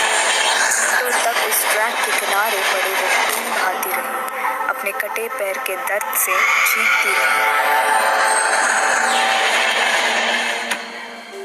ये कहानी है अरुणिमा सिन्हा की। अरुणिमा सिन्हा का जन्म अंबेडकर नगर उत्तर प्रदेश में हुआ है। इनके पिता सेना में इंजीनियर हुआ करते थे, लेकिन जब अरुणिमा सिर्फ 3 साल की थी तभी उसके पिता ने इस दुनिया को छोड़ दिया था। वहीं इनकी मां भारत के हेल्थ डिपार्टमेंट में सुपरवाइजर हुआ करती थी। पिता के गुजरने के बाद परिवार की जिम्मेदारी बड़ी बहन के पति ने संभाल ली थी। उसके अलावा अरुणिमा का एक भाई भी है। अरुणिमा की प्रारंभिक शिक्षा दीक्षा कस्बे में ही हुई थी। हायर एजुकेशन के रूप में अरुणिमा ने समाज शास्त्र में मास्टर्स किया है। अरुणिमा और उसके परिवार को पहले से ही स्पोर्ट्स में काफी दिलचस्पी रही थी। अरुणिमा सिन्हा बचपन से ही वॉलीबॉल एवं फुटबॉल खेलने में ध्यान दिया करती थी। अरुणिमा अपनी मेहनत के दम पर वॉलीबॉल में नेशनल खेल रही थी और उसी बीच अरुणिमा को CISF पार्लियामेंट फोर्स की नौकरी की भी इच्छा हुई थी और इसीलिए उसने CISF की एक पोस्ट के लिए भी आवेदन किया। अप्रैल 2011 को अरुणिमा को CISF की परीक्षा में शामिल होने के लिए दिल्ली जाना था। लखनऊ से दिल्ली जाने वाली ट्रेन पद्मावती एक्सप्रेस से अपना सफर तय करने का निर्णय लिया। अरुणिमा जब ट्रेन के लोकल डब्बे में सफर कर रही थी तब इसी बीच बदमाशों ने अरुणिमा के डब्बे में घुसपैठी की। जब घुसपैठों ने लूट-फूट शुरू की तब सभी पैसेंजर ने डरकर अपना सामान दे दिया। जब बारी अरुणिमा की आई तब उसने अपनी सोने की चेन देने से इनकार किया। इनकार करने की वजह से अरुणिमा को उन्होंने चलती ट्रेन के बाहर फेंक दिया। अरुणिमा का दुर्भाग्य था क्योंकि सामने वाली पटरी पर भी ट्रेन आ रही थी, जिसकी वजह से अरुणिमा ट्रेन से टकराकर नीचे गिर गई और होश खो बैठी। होश खोने पर अरुणिमा ने जब उठने की कोशिश की तो वो उठ ना सकी। ध्यान देने पर पता चला कि उसका एक पैर कट चुका था। कटे हुए पैर के साथ पूरी रात दर्द से चीखती चिल्लाती रही, लेकिन मदद के लिए कोई नहीं था। ट्रैक पे पड़े पड़े चूहे आकर उनका कटा हुआ पैर उतरने लगे। सुबह होते होते लगभग 40-50 ट्रेन गुजर चुकी थी, पर अब तक उन्हें कोई मदद नहीं मिली थी। पर फिर भी अरुणिमा ने हार नहीं मानी। कुछ ही देर बाद पास के गांव वाले आकर अरुणिमा को बरेली के अस्पताल में भर्ती करवाते हैं। अस्पताल गांव में होने के कारण उनके पास ज्यादा सुविधाएं नहीं थी, इसलिए डॉक्टर ने भी इलाज करने से इनकार कर दिया। मजबूत दिल होने के कारण अरुणिमा ने अपना पैर बिना अनेस्थीसिया के काटने के लिए कह दिया। ऑपरेशन होने के बाद जैसे जैसे लोग को पता चला कि वो एक स्पोर्ट्स प्लेयर है तो उसे अच्छी सुविधाएं मिलनी शुरू हुई। फिर उसे दिल्ली के एम्स हॉस्पिटल में शिफ्ट कराया गया। 20-25 दिन बाद जब उनकी हालत सामान्य होने लगी तो उन्हें पता चला कि उनके बारे में मीडिया में झूठे अफवाहें फैलाए जा रहे हैं कि वो सुसाइड करने निकली थी या टिकट ना होने के कारण टीसी से डरकर वो ट्रेन से कूद गई। अफवाहों को ध्यान न देते हुए उन्होंने मुश्किल रूप से कुछ बेहतर करने का फैसला किया। तो अभी अरुणिमा वॉलीबॉल तो नहीं खेल सकती थी, लेकिन इस बीच अरुणिमा के मन में माउंट एवरेस्ट चढ़ने की इच्छा जागृत होने लगी, क्योंकि अरुणिमा उन सब लोगों को जवाब देना चाहती थी जिन्हें लगता था कि अब वो शायद कुछ नहीं कर पाएगी। अरुणिमा ने ठान लिया कि उसको अब माउंट एवरेस्ट की चढ़ाई करनी है। उनके इस फैसले को सुनकर डॉक्टरों और अन्य लोगों ने बात करना शुरू कर दिया कि उनके दिमाग में समस्या है, लेकिन वह वास्तव में निर्धारित थी और चाहती थी कि सपना वास्तविकता में बदल जाए। हॉस्पिटल से रिहा होने के बाद वह पहली भारतीय महिला माउंट एवरेस्ट विजेता बचेंद्री पाल के पास गई। बचेंद्री पाल ने भी अरुणिमा की हालत देखकर उन्हें ट्रेनिंग देने से इनकार कर दिया था, लेकिन बचेंद्री पाल ने अरुणिमा का हौसला देखकर उसके जिद के आगे घुटने टेक दिए और उन्होंने ट्रेनिंग देने के लिए हाँ कर दी। ट्रेनिंग देने से पहले बचेंद्री पाल ने अरुणिमा से कहा कि तुमने ऐसी हालत में एवरेस्ट चढ़ने का सोच ही लिया तो समझ लो तुमने हासिल कर ही लिया, अब बस लोगों को दिखाना ही बाकी है। तब उन्होंने बचेंद्री पाल के निर्देश की तरफ प्रकर्षण लेना शुरू कर दिया। उन्होंने 18 महीनों की ट्रेनिंग ली। ट्रेनिंग के दौरान भी उनको बहुत सी कठिनाइयों का सामना करना पड़ा और अरुणिमा के अपाहिज होने के कारण उन्हें स्पॉन्सर्स भी नहीं मिल रहे थे, लेकिन फिर उन्हें आखिर में टाटा स्टील ने स्पॉन्सर किया। एवरेस्ट के बेस कैंप पर पहुंचने के बाद अरुणिमा को शेरपा लोकल गाइड मिलने में भी परेशानियां हुई। फिर बहुत कोशिश करने पर उसे एक शेरपा मिल ही गया। आखिरकार वो दिन आ ही गया जब अरुणिमा अपने सपने को सच करने की ओर निकल पड़ी। एवरेस्ट चढ़ते हुए लोगों को 5 पड़ाव का सामना करना पड़ता है। तीसरे पड़ाव तक चढ़ाई करने में अरुणिमा अपनी टीम में सबसे आगे थी। तीसरे पड़ाव को पार करते करते काफी लोग हार मान लेते हैं और लौट जाते हैं। काफी संघर्ष के बाद अरुणिमा चौथे पड़ाव पर पहुंचती है। एवरेस्ट चढ़ने वाले लोग चौथे से 5वें पड़ाव को डेड जोन भी कहते हैं। चौथे से 5वें पड़ाव की चढ़ाई अक्सर लोग रात में करते हैं। जैसे जैसे अरुणिमा आगे बढ़ते गई उसे हर जगह लाश ही दिखाई देने लगी। ये सब देखकर बड़े बड़े क्लाइंबर टूट जाते हैं, पर अरुणिमा अपने आप में सोचती है कि जिन लोगों ने अपनी जान गंवाई है उनका भी यही लक्ष्य था, तो इनमें से जिन्होंने सबमिट नहीं किया है उनकी तरफ से भी मैं सबमिट करूंगी और जिंदा वापस आऊंगी। और वह आगे बढ़ने लगी। फिर अचानक तभी उनके शेरपा उन्हें बताते हैं कि उनका ऑक्सीजन खत्म होने पर है। अरुणिमा का लक्ष्य उनसे बस 2 घंटों की दूरी पर था और उन्हें वहीं से वापस लौटना होगा। ये सुनकर अरुणिमा पूरी तरह से चौंक गई और इनकार कर दिया और कहा कि अपने लक्ष्य के इतने करीब होकर अब मैं नहीं लौट सकती। अरुणिमा को खुद पर पूरा विश्वास था कि वो अपने लक्ष्य पर पहुँच कर ही रहेगी और यह कहकर आगे बढ़ने लगी।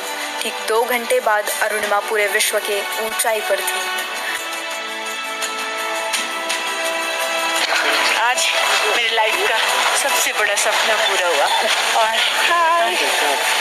मैं टॉप ऑफ द वर्ल्ड पे हूँ और बहुत खुश हूँ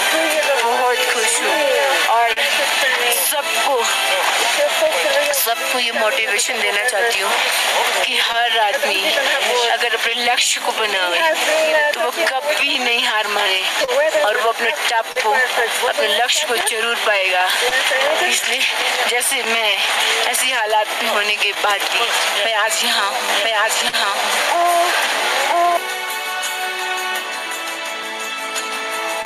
ठीक 7 मिनट बाद जब वह नीचे उतरने लगी तब कुछ ही कदम चलने पर उनका ऑक्सीजन पूरा खत्म हो गया और वह सांस न ले पाने की वजह से तड़पने लगी। उस समय वह का टेम्परेचर -60 डिग्री हो गया था। वो कहते हैं ना कि अगर ऊपर वाले के लिस्ट में अगर तुम्हारा नाम ना हो तो वो तुम्हें नहीं ले जा सकता। तभी उसी वक्त एक ब्रिटिश क्लाइंबर की नज़र अरुणिमा पर पड़ी। अरुणिमा की सहायता करने के लिए उस ब्रिटिशर ने अपना एक ऑक्सीजन सिलेंडर अरुणिमा की तरफ फेंक कर नीचे उतरने लगा। फिर शेरपा ने वो सिलेंडर उठाकर अरुणिमा के सिलेंडर से बदल दिया। फिर अरुणिमा की जान में जान आई और वह नीचे उतरने लगी। एक समय ऐसा भी आया कि अरुणिमा का नकली पैर उसके शरीर से अलग हो गया और उनके हाथ भी सुन्न हो गए थे, पर उनके दिमाग में अपना लक्ष्य साफ था और वह अपने निकले हुए पैर को घसीटते हुए नीचे उतरने लगी और इस तरह उन्होंने अपना सफ़र पूरा किया। सफ़र पूरा होते ही उन्होंने अपना नाम world first female amputee to scale mount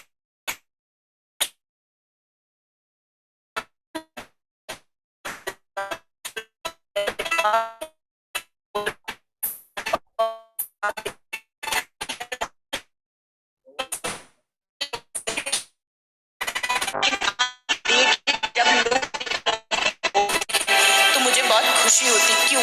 क्योंकि मुझे उस पागलपन का मतलब समझ में आ गया है। जिस दिन आपके गोल के प्रति लोग आपको पागल बोलना शुरू कर दें, उसी दिन आप समझ लीजिए आपको कोई भी नहीं रोक सकता है। इवन आप खुद अपने आप को आप नहीं रोक सकते हैं। अरुणिमा ने अपना यही जज्बा कायम रखा, जिसके चलते अरुणिमा ने अभी तक 6 चोटियों पर चढ़ने का काम पूरा किया, जो है एशिया का Everest, Mount Kilimanjaro, Mount Elbrus, Mount Kosciuszko, Mount Aconcagua, Carstensz Pyramid, Mount Vinson आदि शामिल है। अरुणिमा को भारत सरकार के तरफ से 2015 में पद्मश्री पुरस्कार से सम्मानित किया गया था। 2016 में Tenzing Norgay national adventure award for women से सम्मानित किया गया। इसके अलावा भी उन्हें कई स्टेट से राज्य स्टार पर कई बार से सम्मानित किया गया है। उत्तर प्रदेश सरकार ने अरुणिमा के विकलांग होते हुए भी माउंट एवरेस्ट पर चढ़ने के जज्बे को सलाम किया। अरुणिमा के जीवन के कुछ महत्वपूर्ण बातें वो हमेशा कहती है। अभी तो इस बाज की असली उड़ान बाकी है। अभी तो इस बाज की असली उड़ान बाकी है। अभी तो इस परिंदे का इम्तिहान बाकी है।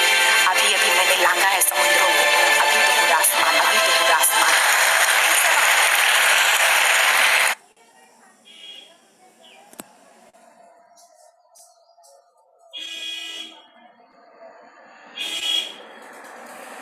সবাই শুনতে পেয়েছিলেন ভিডিওটা? একদম শুনতে পেয়েছি। ভীষণ ভালো একটা ভিডিও। ভিডিওটা দেখার সময় আমার গায়ের লোম তো পুরো একদম অবস্থাটা হয়ে উঠছিল। সেরকমই দেখার পর ভয়ঙ্কর আর আর কি। কিছু বলার থাকে না। তবুও এখানে যত লেডিস উপস্থিত আছে সবাইকে আমি এটাই বলতে চাই যে শারীরিক দিক থেকে অসমাপ্ত থেকে যে মহিলা শুধু নিজের ইচ্ছা শক্তির উপরে জোর দিয়ে তার লক্ষ্য পূরণ করতে পেরেছে, তাহলে আমরা কেন পারবো না? আমরা মেয়ে হওয়ার জন্য নিজেদেরকে গর্ব অনুভব করা উচিত, নিজেদের লাইফকে এনজয় করা উচিত। এবং আমাদের আর্টসের বিজনেসে যিনি সিএমডি স্যার তিলকচাঁদ ছাবড়া স্যারকে অনেক অনেক ধন্যবাদ জানাই যে তিনি আমাদের কাছে ভগবানের মতো একজন সাধারণ ওম্যানকে তিনি একটা বিজনেস ওম্যানে পরিণত করার প্রচেষ্টা করছেন। এটা আমাদের কাছে বড় একটা opportunity. So thank you, over to Subarna ma'am. Thank you Laboni. অনেক একটা ভীষণ ভালো জিনিস আমরা আরেকবার দেখলাম। এর আগে হয়তো অনেকে দেখেছি, আমিও দেখেছি, কিন্তু আরেকবার মেমোরিজ রিকল করানোর জন্য ধন্যবাদ।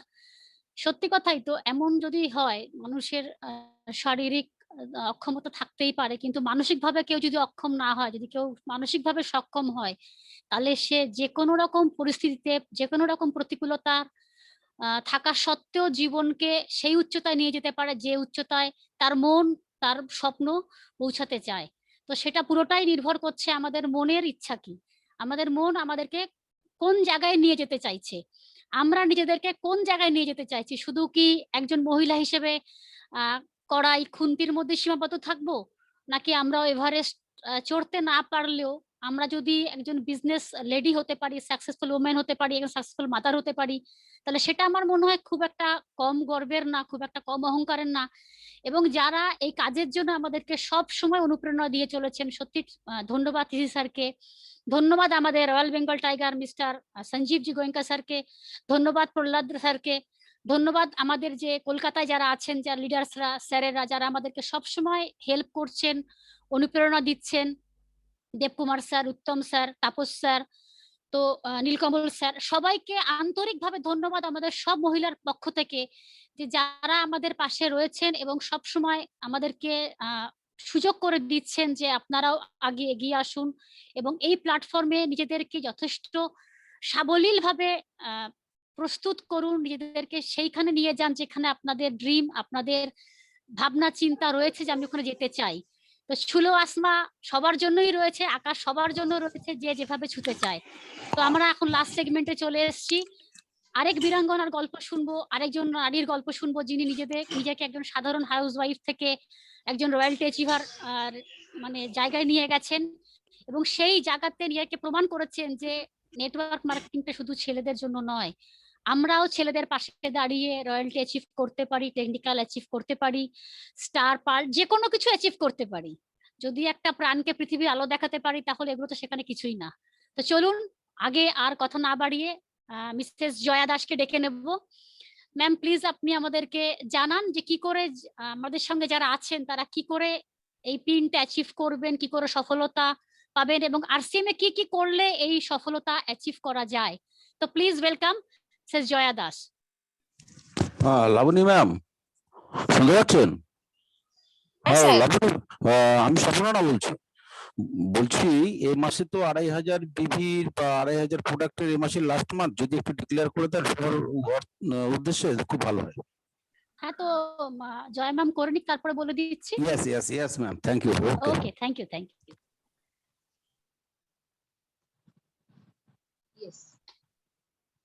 জয়ার সিএম এখানে সকল বসা ব্যক্তিকে সত্যি খুব ভালো লাগলো, মন ছুঁয়ে গেল অরুণিমা সিনহার গল্পটা।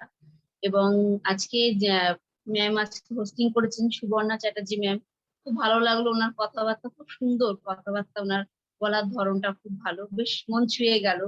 নেক্সট প্ল্যান শো করেছেন আমার বোন, আমাদের সিস্টেমের যিনি বর্ণালী মজুমদার, খুব ভালো লাগলো ওনার কথাবার্তাও, খুব সহজ সরল ভাষায় আজকে আমাদের বর্ণালী ম্যাম আজকে বলেছে। নেক্সট আমাদের মধ্যে মৌসুমী ম্যাডামের রান্নার তো ভীষণ ভালো লাগলো, পটিস ভুজি বানালেন, খুব ভালো লেগেছে, সেটা দেখেও পছন্দ হয়েছে আমার, আমি নিশ্চয়ই ট্রাই করব। আর পটিস দিয়ে আমাদের গুড্ডার সত্যি একটা এমন একটা সেক্টর, সেখানে কিন্তু বিভিন্ন রকম আইটেম যদি আমরা একটু নিজেরা আইডিয়া করেও বানাতে পারি, একটা নতুনত্ব ছোঁয়া পাবে তাতে। তারপরে তো লাবণী ম্যাম উনি ওনার অভিজ্ঞতা শেয়ার করলেন, বিভিন্ন রকম লেডিসদের সম্পর্কে উনি বললেন, সেগুলো আমি শুনলাম, খুব ভালো লেগেছে। তো এখানে সকল গুরুকে আমার প্রণাম। বিশেষ করে আজকে প্রহ্লাদ স্যার আছেন, নীলকমল স্যার আছেন, ওনাদেরকে তো সত্যি অসংখ্য ধন্যবাদ যে আজকে ওনারা আমাকে এই প্ল্যাটফর্মটা দিয়েছেন এবং আজকে বলার সুযোগ দিয়েছেন। তো আমি, আপনারা সবাই আমাকে চেনেন, আমি প্রত্যেকটা প্রোগ্রাম অ্যাটেন্ড করি। আজকে কলকাতা যেখানেই প্রোগ্রাম আমি শুনতে পাই না কেন সেখানেই ছুটে যাই, কেন আরসিএম এর পাগল আমি সেই কারণে। আমার নাম জয়া দাস, আমি কলকাতা বেহালায় আমার বাড়ি, এবং আজকে সিস্টেমটা একদম শিখছি, এখনো কিছুই জানি না সত্যি কথা বলতে সেরকম ভাবে। তো সিস্টেমটা শিখছি, শিখতে শিখতে মোটামুটি 5 বছর হয়ে গেল। তো আমি আজকে, আমাকে যে দায়িত্বটা স্যার আজকে দিয়েছেন যে আমার হিস্ট্রি বলার জন্য, এই সিস্টেমের জার্নিটা আমি বলবো যে কিভাবে শুরুয়াত করি আর কিভাবে কি অ্যাচিভমেন্ট আসে এবং পরিবার সম্পর্ক আপনাদেরকে আমি জানাবো। তো যেহেতু আমরা প্ল্যাটফর্মের মধ্যে বসে আছি, সময়সীমা সবকিছু মাথায় রেখে আমি আপনাদের কাছে বলবো এবং সেটা আমি আপনাদের কাছে শেয়ার করে নেবো। তো আজকে আমি হাউস ওয়াইফ সত্যি, এবং এখন হাউস ওয়াইফের থেকে এখন আমার মনে হয় যেন আমি একজন বিজনেস ওম্যান। খুব ভালো লাগে নিজেকে এই কথাটা বলতে, খুব মানে ভীষণ গর্বিত মনে হয় নিজেকে। আর আমি এক জয়েন্ট ফ্যামিলি থেকেই বিলং করছি, এবং অনেকেই আমাকে জানেন যে আমি কোন পরিবারে, সেখানে কিন্তু আমাকে এতখানি মাথায় ঘোমটা দিয়েও থাকতে হয়, সেই পরিবার থেকেই আমি আছি। এবং পরিবারে 2 ভাই 2 বউ 2 বাচ্চা, এরকম ভাবেই চলছে সবকিছু ভালো মন্দে। কিন্তু যখন আমি সিস্টেমটা পাইনি, তখন আমি কিছু করার জন্য কিছু খুঁজছিলাম, যে কিছু একটা করব। আমার হাতে যেন একটা, মানে কারোর কাছে হাত পাততে না ঠিক কেমন লাগে জিনিসটা। তো একটা নিজের স্বনির্ভর হবো, নিজের একটা ইনকাম হবে, নিজের একটা পরিচিতি হবে। ঠিক বিয়ের আগে ওই স্বপ্নটা ছিল। আসলে ব্যাপারটা কি, স্বপ্ন সত্যি, স্বপ্নটা এমনই দুটো সংখ্যার 2টো শব্দ। তো সেইখানেও না আমরা না স্বপ্নটা দেখতে আমরা ভয় পাই, কেননা স্বপ্নটা স্বপ্নই থেকে যায়। যেটা আমার বিয়ের পরে সেই অভিজ্ঞতাটা আমার মধ্যে এসেছিল যে না, স্বপ্ন দেখাটা না এই পরিবারের মধ্যেই, এখানেই শুরু এখানেই শেষ, এটাই মাথায় এসেছিল। তো সেই স্বপ্নটা সত্যি হারিয়ে গেছিল, যার জন্য এই ভাবনাটা, নেগেটিভ চিন্তা ভাবনা আমার মধ্যে চলে এসেছিল। কিন্তু এই কিছুটাও না কিছু একটা খুঁজছিলাম যে কিছু একটা করব। ঠিক সেই সময়ই আমার বাড়িতে আমার ভাসুর, তো দেখতাম যে আরসিএম এর প্রোডাক্ট বাড়িতে নিয়ে আসতো। তো সেই প্রোডাক্ট আমি ব্যবহার করতাম। তো আমি ভাবতাম যে কিছু একটা করে যখন ওনাকে বলি, তখন উনি বলে যে তুমি এই সিস্টেমটা নিয়েও করতে পারো। তো আমি অতটা গুরুত্ব দিইনি, যেহেতু বাড়ির লোক, এটা আমাদের হয়েই থাকে যে আমরা বাড়ির লোকের কথা আমরা শুনি না, পরের কথা শুনতে বেশি ভালোবাসি। তো সেক্ষেত্রে আমি তখন শুনিনি কথাটা। তো আমার নামও ওখানে এন্ট্রি হয়, নাম রেজিস্ট্রেশন হয়। তো সেখানে অনেক প্রোগ্রাম যখন হয়, আমাদের সেমিনার হয়, কাউন্সিলিং প্রোগ্রাম হয়, হোম মিটিং হয়, সেখানে আমাকেও ইনভাইট করে। কিন্তু আমি বাহানা দিতাম, এখানে বলতে আমার লজ্জা নেই, কেন এখানে সকলেই জানেন যে আমরা কিছু পারি না পারি, আমাদের কাছে 2টো হাত ছাড়াও একটা হাত আছে অজুহাত দেওয়ার। তা আমি মানে ঘুমাতে ভীষণ ভালোবাসতাম। দুপুরের ঘুম নষ্ট করাটা আমার জন্য মানে খুবই কষ্টকর ব্যাপার। সেই দুপুরের ঘুম নষ্ট করবো না বলে আমি বলতাম যে না, আমার মেয়ে ছোট, আমার তো কোথাও যাওয়া হবে না। এরকম করে অনেক দিন বলে বলে খুব করে কাটিয়েছি। কিন্তু একটা দিন হবে না, এত এরকম করে বলছেন, একটা দিন না গেলে নয়। তো সেই হিসাবে প্রোগ্রামে আমি যাই। আমাদের বাড়ি থেকে 2 কিলোমিটার দূরে চৌরাস্তায়, আমি সেখানে প্রোগ্রামে যাই। এবং সেখানে সেই প্রোগ্রামে গিয়ে আমার চোখটা, সেই প্রোগ্রামে গিয়ে দেখি যে ওখানে এসেছিলেন আহমেদাবাদ থেকে জানু স্যার। তো স্যারের প্রোগ্রাম দেখে সত্যি আমার মানে মাথা ঘুরে যায়, যে আজকে যে প্রোগ্রামে আমি বসে আছি, সেখানে সেই সেক্টর, সেই বিভিন্ন সেক্টরের মানুষ, আজকে ফিজিওথেরাপিস্ট থেকে, ডক্টর থেকে, স্টুডেন্ট থেকে, হাউস ওয়াইফ থেকে, যে লোকের বাড়িতে ঘরে ঘরে কাজ করে সেই ব্যক্তি থেকে, কোনো ভেদাভেদ নেই, কোনো জাতির ভেদ নেই, কোনো ধর্মের কিচ্ছু না, সবাই একই প্ল্যাটফর্মের নিচে বসে আছে। সেইটা আমার খুব আমার ভীষণ ভালো লাগে এবং মন ছুঁয়ে যায়। এবং সেই প্রোগ্রামটা দেখে ওখানে বসে বসে না একটা মনের মধ্যে জিদ আসে, যে না এরা করছে, তাহলে আমি কেন পারবো না? আমার মধ্যে আমিও তো বলতে পারি মানুষকে, আমারও তো অনেক পরিচিতি আছে, আমারও তো জানাশোনা আছে। সেই ভাবনাটা ওখান থেকে আসে। তারপর প্রোডাক্ট নিয়ে কাজ শুরু করি। সত্যি কথা বলতে সিস্টেমটা শুরু করেছি, কিন্তু আমার কাছে না অনেকে এখনো আমাকে বলে যে দিদি সিস্টেমটা সবই তো ঠিক আছে, কিন্তু আমার কাছে টাকা পয়সা নেই। সত্যি আমার কাছেও ছিল না, প্রোডাক্ট নিব সেই টাকাটাও ছিল না। তো কিন্তু সেইভাবে আমার মা আমাকে সাপোর্ট করে। তো প্রোডাক্ট শেয়ার করা, সেই প্রোডাক্ট শেয়ার করার মধ্যে থেকে বিভিন্ন অভিজ্ঞতা ভালো লাগে, অনেকে ফিডব্যাক দেয়। তো সেইভাবে শুরু করতে করতে তো সেইভাবে আমার শুরুবাতটা জার্নিটা শুরু হয়। এবং যখন দেখি আমি বলছি কেউ প্রোডাক্ট নিয়ে নিচ্ছে, সেই ভালো লাগাটা ভীষণ ভালো লাগে, সেগুলো আমি শেয়ার করি। কিন্তু সত্যি যখন আমরা শুরু করি না, পথটা ভালো মন্দের মধ্যে দিয়েই কাটে। তো সেই রকম ভাবে আমি যে পরিবার থেকে বিলং করি, সেখানে কিন্তু কোনো বাড়িতে কোনো ছেলে আসা আমার শ্বশুরমশাই সেটা একদমই পছন্দ করতেন না। বাড়ির বউরা বাড়ির বাইরে গিয়ে কিছু করা সেটাও একদম পছন্দ না। মানে সত্যি মানে ভীষণ ওটা একটা চ্যালেঞ্জ। উনি যখন থাকতেন না, আমি সেইভাবে গিয়ে আমি কাজ মানে বাইরে বেরিয়ে প্রোডাক্ট শেয়ার করে বা কাউকে সিস্টেম বলে আমি সেই ওনার টাইমের মধ্যে আমি চলে আসতাম। তো এইরকম মানে আমার ঠিক এরকম কাটতো, সকালে রান্না করে আমাকে ভাবতো তো আবার রাত্রে কি রান্না করবো, এইভাবে ঠিক জীবনযাত্রাটা যাচ্ছিল। তো এইভাবে চলতে চলতে তখন আমার খুব খারাপ লাগে যখন আমি আমার বাড়িতে একটা হোম মিটিং রাখি, সেখানে অনেক মানুষজন আসে এবং বাড়ির পাশে অনেক সাইকেল বাইক থাকে, সেই নিয়ে পাড়া প্রতিবেশী বিভিন্ন রকম আলোচনা, বাড়ির বউ কি করছে হঠাৎ করে। তো সেই রকম বিভিন্ন রকম জানেনই তো এই পরিস্থিতি, আমরা যেই সমাজে থাকি, যে ঘরের বউ এগুলো কি করছে, কাজ নেই, খেয়ে বসে কাজ নেই, বিভিন্ন রকম লোক আমাদেরকে বলতে থাকে। তো ছেলেদের সাথে কথা বলছে, ছেলেদের বাইকে করে যাচ্ছে, এগুলো আমার খুব খারাপ লাগবে, তখন মনটা একদম ভেঙে চুরমার হয়ে যায়। এই কথা, তখন তো সিস্টেম সম্পর্কে আমার অতটা অভিজ্ঞতা ছিল না, এই কথাগুলো যখন শুনি না মনটা খুব খারাপ হয়ে গেছিল।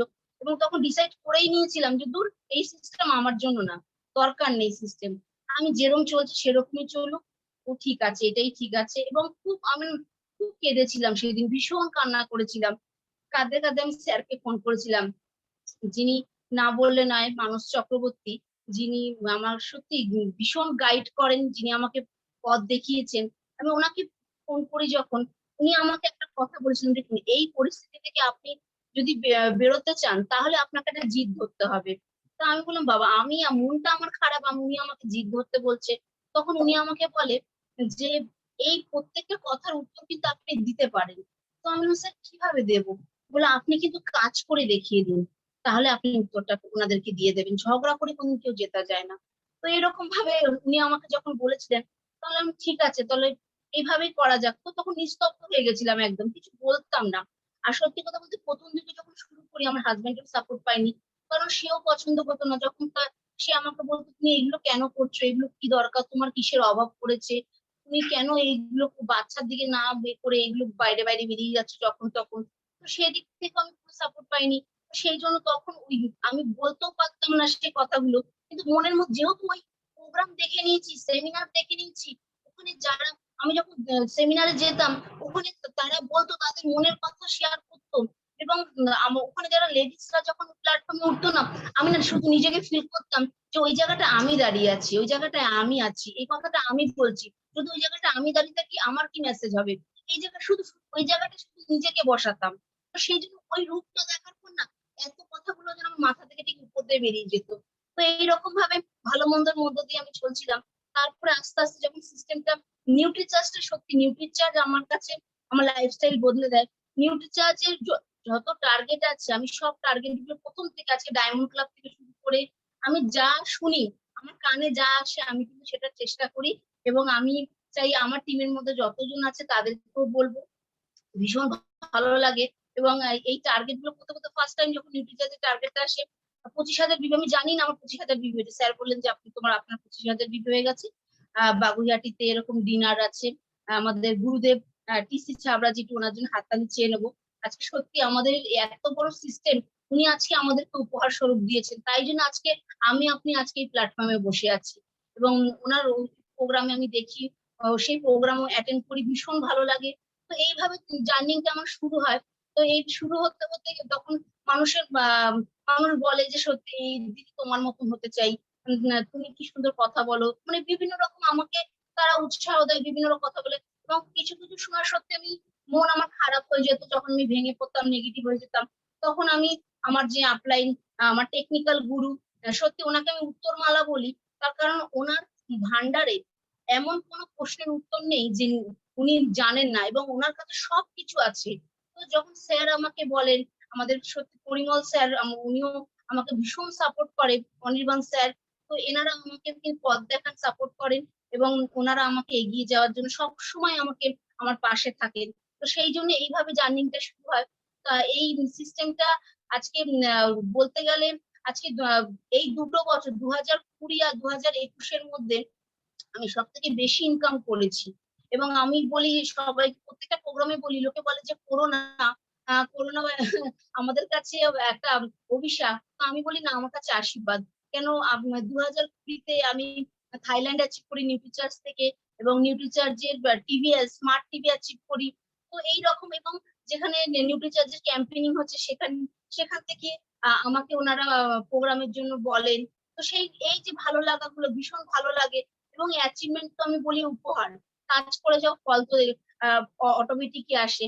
তো এই যে আমি সবাইকে এটাই বলতে চাই যে আমরা কিছু পারি না পারি, আমাদের লেডিসরা আমরা একটা বাহানা দিতে পারি। তো বাহানা না দিয়ে এই সিস্টেমের মধ্যে সব আছে, সব আছে, শুধু ডুবে যেতে হবে। যদি আপনি ডুব লাগাতে পারেন না, এবং মন প্রাণ খুলে এবং সিস্টেমটাকে ভালোবাসুন। আমি যখনই কোনো প্রোগ্রামে যাই, হোম মিটিং এ যাই, তখন আমি সবাইকে এই প্রশ্নটা সবাইকে একবার করি, এই সিস্টেমটা কার? এই একটা কথাতেই না আমি তাকে বুঝতে পারি। যখন উনি বলে যে এটা আমাদের সবার, তার মানে আমি বললাম যে না, এখন মনে হয় তাহলে দেরি আছে। যখন উনি কেউ বলে যে এটা আমার, তখন বলি না, এনার তাড়াতাড়ি অ্যাচিভমেন্ট আসবে, এনার ঘরে তাড়াতাড়ি ইনকাম আসবে। তো এই হচ্ছে ব্যাপার, সিস্টেমটা আমার, প্রোডাক্ট আমার, কোম্পানি আমার, এটা নিজেকে ভাবতে হবে। আজকে দেখুন আমার ওয়ালে আর্ট থিম লেখা, আপনারা সবাই দেখতে পাচ্ছেন। আমি ঠিক এইভাবে ঘরে, ঠিক যেমন দরজা, একটা সদর দরজা খুললেই কেউ যদি আমার ঘরে আসে, সে কিন্তু আমার লেখাটা দেখতে পারবে। এবং কারণ যখনই তো সে আমাকে প্রশ্ন করবে, আমি উত্তর দেবো। যখনই আমার বেডরুমে কেউ যাবে, আমার ডিসপ্লে ওয়ালটা সেইভাবেই সাজানো আছে, মানুষের প্রশ্ন করবে, মানুষ দেখবে, সেইভাবেই রাখি। তো আমি এটাই বলতে চাই যে এই সিস্টেমটা আজকে সবার জন্য, এখানে ধনী গরিব এরকম কোনো ব্যাপার না। অনেকে এরকম, আমাকে অনেক কথা শুনতে হচ্ছে, এখনো শুনি যে না, তুমি তো দেখতে ফর্সা, তোমার তো যে কেউ বললেই তোমার কথা শুনি না। এই যে কথাগুলো আমার খুব খারাপ লাগে, এবং মনে মনে বলতে তো পারি না, যেহেতু সিস্টেমের মধ্যে আছি। আমি তখন তোমার মনটা খুব ছোট ভাবনা, ভীষণ ছোট ভাবনা। আমি এই ভাবনাটাকে আমার একদম পছন্দ না। তুমি তো মনে করো যে এই কথাটা বলে আমাকে খুব খুশি করবে, কিন্তু সেটা একদমই নয়। এবং এই যে ভাবনাটা আমি প্রমাণ করে দেবো। তো এইরকম আজকে প্রচুর মহিলা আমার দিকে তাকিয়ে আছে, এবং আমার ইচ্ছা এই যত মহিলা আজকে আমার মতন, তারা এই 4 গণ্ডির মধ্যে তারা আজকে বন্দী হয়ে আছে, তাদেরকে আমি সিস্টেম, এই নিউট্রিচার্জের মাধ্যমে, এই প্ল্যাটফর্মে আমি তাদেরকে দাঁড় করাতে চাই। তাদেরকে তাদের ঘরে ইনকাম, আজকে আপনারাই বলুন, আজকে যত সমস্যা, কিছু একটু ভেবে দেখুন, আজকে 80% সমস্যা কিন্তু টাকা পয়সার জন্য।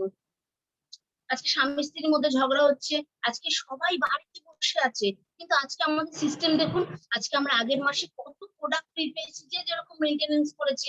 তাহলে এইটা কি আমাদের কাছে বড় ব্যাপার না? বিশাল, আমি তো ভীষণ খুশি, আমি প্রচুর প্রোডাক্ট পেয়েছি।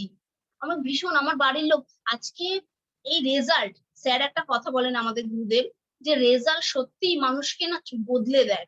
রেজাল্টই হচ্ছে এমন জিনিস। তো আজকে আমার হাজবেন্ডের কথাবার্তার ধরন আজকে অন্যরকম হয়ে গেছে। আমার মা যে নেগেটিভ কথা বলতো, যে আমাকে বলতো যে এইসব ছাড়, সংসারে ঝগড়াঝাটি হবে, ঘর সংসার কর, এইগুলো করিস না, আজকে তার কথাবার্তা পরিবর্তন হয়ে গেছে। আজকে আমার পরিবারের কথা পরিবর্তন হয়ে গেছে। আমি যখনই ঘরে আসি, আমার মেয়ে আমাকে জিজ্ঞেস করে, মা আজকে কটা জয়েনিং হয়েছে। এই যে জিনিসগুলো, এই মহলটা, এবং আরসিএম এমন একটা জিনিস, আপনি 1 কেজি নুন কিনলে কিন্তু আপনি একা খেতে পারবেন না, পুরো পরিবারকে নিয়ে খেতে হবে। তো সিস্টেমটাও ঠিক তাই, পুরো পরিবারকে নিয়ে। তো পরিবারকে নিয়ে চলুন, এবং আজকে সিস্টেম, নিজের বুদ্ধি না লাগিয়ে আমি বলবো আপনাকে চোখ বন্ধ করে বিশ্বাস করুন, বিশ্বাস করে এগিয়ে যান, এবং সিস্টেমটাকে ভালোবাসুন। আমি সত্যি ভালোবাসি এই সিস্টেমের, আমি লাভার। কারণ এই দেখুন, আমার হাতে ট্যাটুও কিন্তু আরসিএম। তো সেই জন্য আমি তো বলি আমার রক্তের মধ্যে আমার আরসিএম। আমি আরসিএম, অনেকে বলে দিদি তুমি যখনই কোথাও যাও না, তোমার টপিকই আর কি আরসিএম? হ্যাঁ, আমার অন্য কোনো টপিক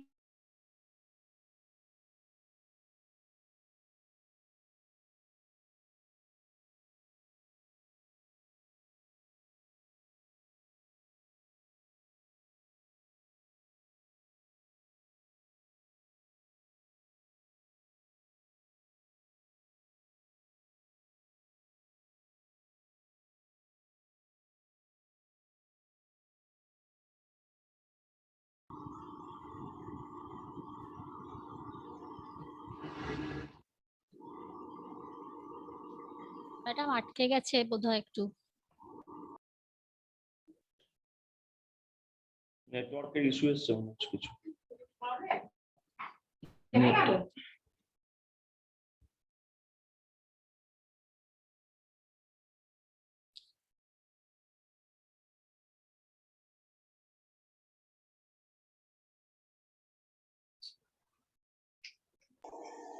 আনমিউট হয়ে গেছে, আপনি মিউট হয়ে গেছে, আনমিউট করুন। এবার ঠিক আছে। হ্যাড নেটওয়ার্কে চ্যালেঞ্জ হচ্ছিল স্যার। তো এই বলে আমি আমার বক্তব্য শেষ করছি। Over to you Subarna ma'am. Thank you sir. জয় আরসিএম, মেরা charge, Nutricharge. Thank you. জয় ম্যাম, আপনার মেয়েকে একটা হাই বলে দেবেন আমার হয়ে। ও মাঝে মাঝে মুখ দেখাচ্ছিল নিজের। তো আগামী দিনের আমাদের ডায়মন্ড পেয়ে গেছি আমরা, তোকে একটা হাই বলে দেবেন, অনেক অনেক ভালোবাসা জানাবেন আমাদের সবার তরফ থেকে। তো আগে এগোবো তার আগে একটুখানি অফারটা বলে দিই যে ম্যাম যে কথাটা বললেন যে ম্যাম এ মাসেও 2500 টাকার প্রোডাক্ট পেয়েছেন, ফ্রি প্রোডাক্ট পেয়েছেন, যে টাকারই হোক। তো সেই অফার সবার জন্য আমি চাই সবাই সেই অফারটাকে অ্যাভেল করুক, সেই সবার অফারটাকে নিক। 2500 বিভির প্রোডাক্ট কিনলে 2500 টাকার প্রোডাক্ট 6 মাস কন্টিনিউ করলে তারপরে পাওয়া যাবে। তো এটা একটা বিরাট বড় ঐতিহাসিক একটা সিদ্ধান্ত আমাদের কোম্পানির, যার কারণে আমরা যে প্রত্যেকেই আমরা এটা পেতে পারি। তো তার জন্য এই মাসে কিন্তু শেষ, এই মাসে এন্ট্রি লাস্ট আছে। তো যারা যারা এখনো অবধি এই অফারের অন্তর্ভুক্ত হননি, এখনো ভাবছেন, চিন্তা করছেন কি করব, কি করা উচিত, দেখুন আমাদের ট্র্যাডিশনাল মার্কেটে কিন্তু 1 টাকার ও জিনিস ফ্রি দেওয়া হয় না, শুধু একটা ক্যালেন্ডার একটা মিষ্টি প্যাকেট দেয়, তাই না ম্যাম? সারা বছর আমরা যেখান থেকে মুদির দোকান থেকে জিনিস খাই, তারা কিন্তু বছরের শেষে হালখাতাতে একটা মিষ্টির প্যাকেট আর একটা ক্যালেন্ডার দেয়। কিন্তু সেখানে আমাদের এই সিস্টেম আমাদেরকে 2500 টাকা বিভির প্রোডাক্ট কেনার জন্য 6 মাসে 2500 টাকার প্রোডাক্ট ফ্রি দিচ্ছে, এবং তার সাথে আছে নিউট্রিচার্জের 500 বিভির ছোট অফার। তো আপনারা যদি 2500 করতে কোনো সমস্যা হয় তাহলে নিউট্রিচার্জের 500 বিভির ছোট অফারও অ্যাভেল করতে পারেন। তাতেও আপনি 6 মাস কন্টিনিউ করলে 100 টাকা নিউট্রিচার্জের প্রোডাক্ট ফ্রি পাবেন। আর যারা আগামী দিন স্টার হতে চান, ডায়মন্ড হতে চান, যাদেরকে সফলতার শীর্ষে দেখতে চান, তারা কিন্তু অবশ্যই ডায়মন্ড ক্লাব করতে ভুলবেন না, কারণ এগুলো ছোট ছোট সিঁড়ি, এগুলো ছোট ছোট একটা বলে অজার, মানে অস্ত্র, যে অস্ত্রগুলোকে সাথে নিয়ে আমরা এগোতে পারি, সফল হতে পারি। তো সেই কারণে আমরা চাই আপনারা সবাই এগিয়ে আসুন। যেরকম ম্যাম বললেন উনি অনেকগুলো টার্গেট অ্যাচিভ করেছেন, সেই ছোট ছোট অফারগুলো স্যার দিয়েছেন বলেই কিন্তু উনি এই অফারগুলোকে অ্যাকসেপ্ট করেছেন, তার উপর কাজ করেছেন এবং আজকে সফলতার সাথে বিভিন্ন প্রোগ্রামে অংশগ্রহণ করার সুযোগ পাচ্ছেন। তো সেই সুযোগ শুধু একটা জয়া ম্যাম কেন, আপনারাও পান, আমরাও পাই, সবাই একসাথে পাই। তো সেইটা বলে আমি আমার প্রোগ্রাম শেষ করব। তার আগে একটু জেনে নিতে চাই সবার কেমন লাগলো আজকের প্রোগ্রাম। যদি কেউ বলেন কেমন লাগলো আজকে অনুষ্ঠান আপনাদের সবার, প্লিজ একটু আনমিউট করুন এবং বলুন কেমন লাগলো আপনাদের আজকের অনুষ্ঠান। সুবর্ণা ম্যাম, জয়া ম্যাম কিছু বলবে বলছে, হাত তুলছে। জয়া ম্যাম।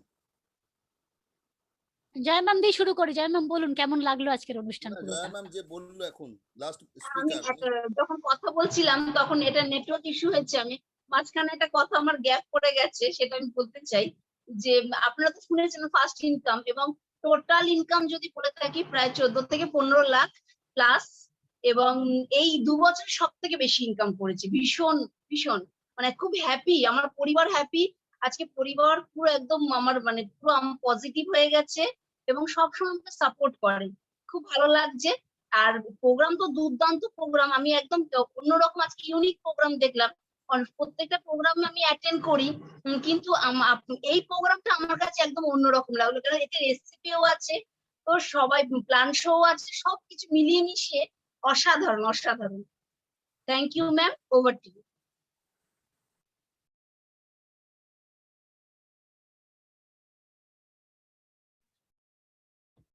যারা টেকনিক্যাল অ্যাচিভার আছেন তারা থাকবেন, হ্যাঁ মিটিং এ, এরপরে নেক্সট একটা মিটিং হবে, যারা টেকনিক্যাল অ্যাচিভার আছেন তারা প্রত্যেকে থাকবেন, বাকিরা হয়তো লিভ করে যাবেন, বাকি টেকনিক্যাল অ্যাচিভার সবাই থাকবেন।